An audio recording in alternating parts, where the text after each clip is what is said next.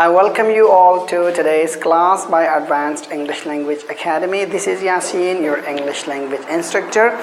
Today we're going to be talking about a very interesting topic that our students are confused in.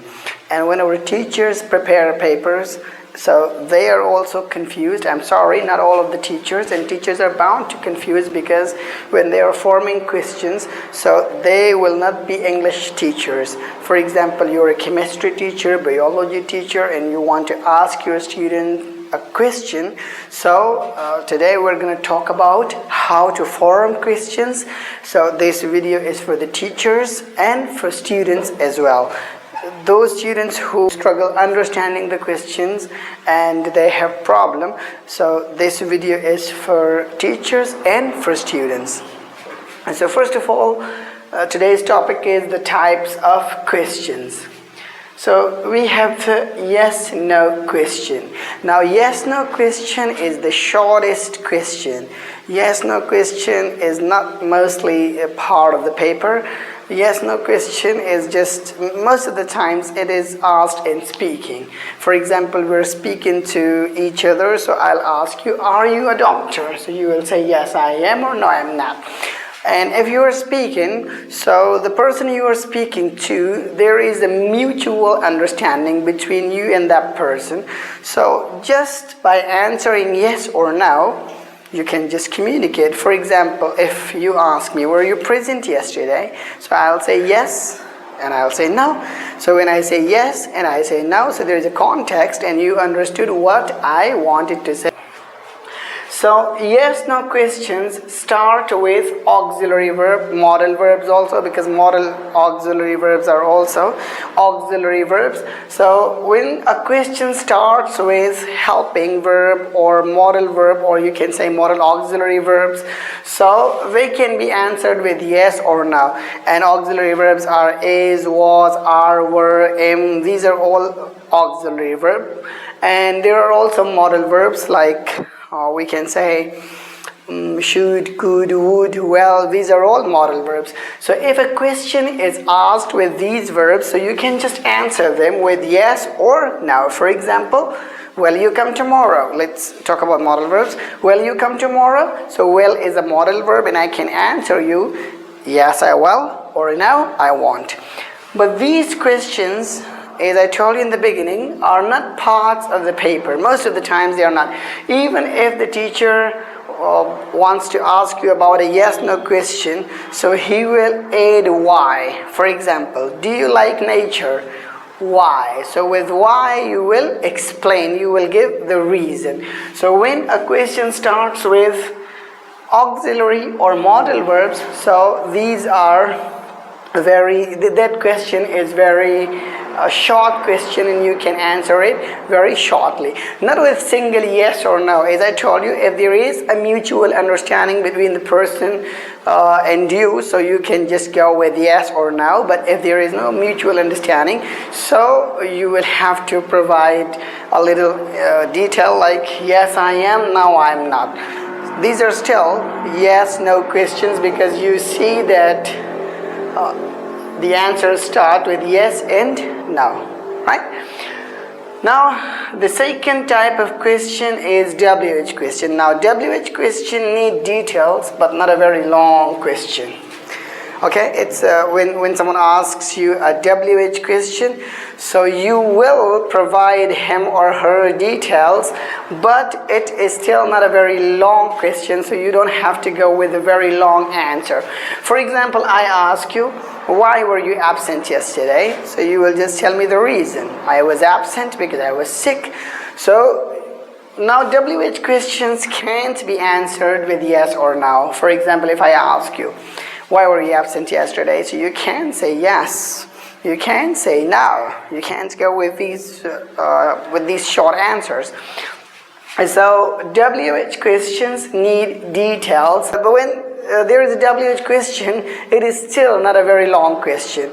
Maybe you can say that WH questions can be short questions, not the shortest, but short questions, because if a teacher wants to ask you about a reason, about time, about place, so he will go with a WH question.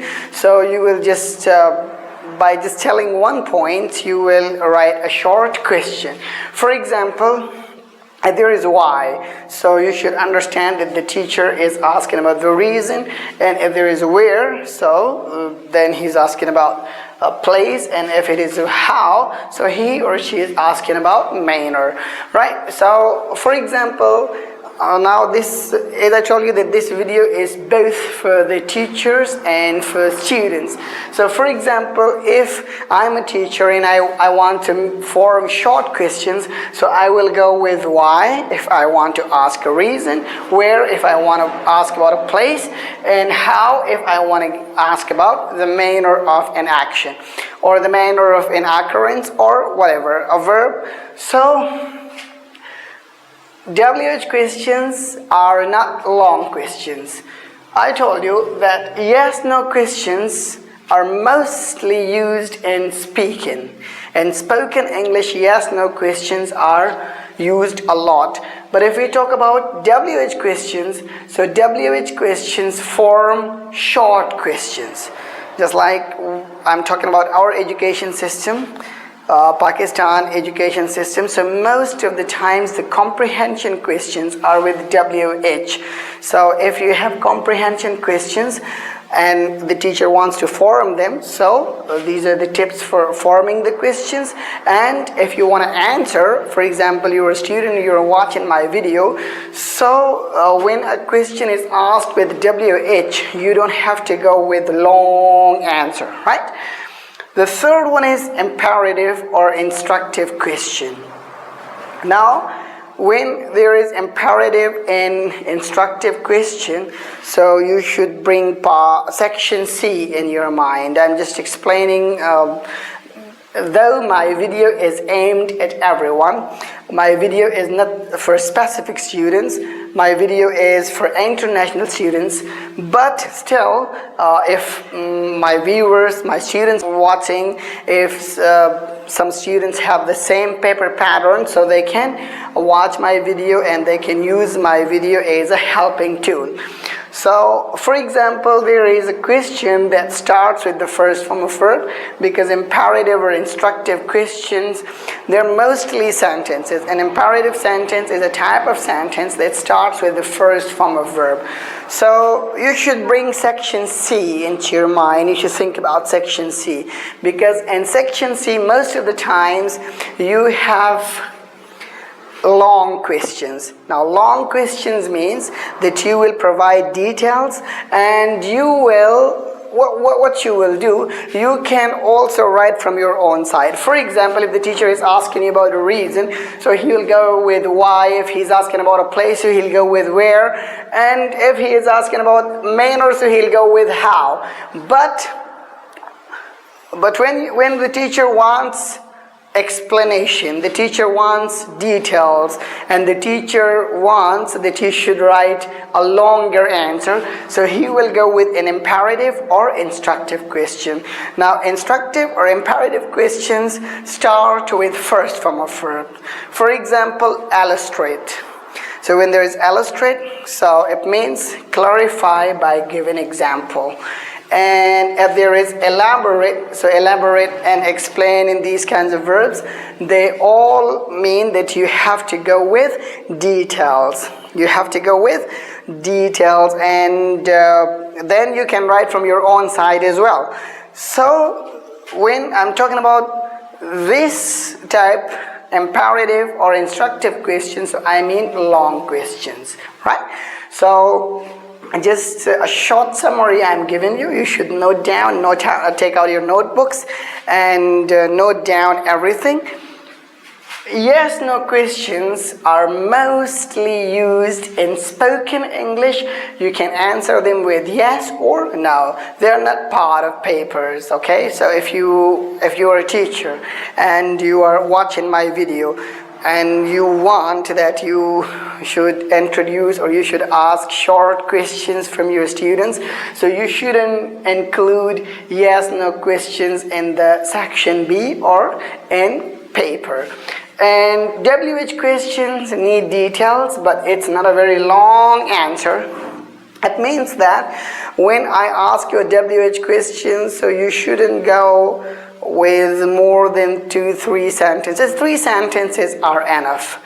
Still, it is not a long question. People think that if I ask you what, where, how, when, still my objective is to ask you single thing, either place or reason or manner. So when I ask you that, you just give me the reason, you just tell me the place, and you just tell me the manner, and your question, your answer is correct. So you can't go longer in WH questions. An imperative, as I told you, that you can explain, you can write a long answer. Maybe you can go with the longest answer in the paper, and if someone asks you illustrate, clarify. So illustrate means clarify by giving example, elaborate and explain, so you have to go with details, right? So today we talked about these types of questions. We will make another video on this topic because it's a very important topic for students and for teachers. So if you liked our video, please subscribe to our channel and press the bell icon to receive more videos from Advanced English Language Academy. Thank you very much. Goodbye.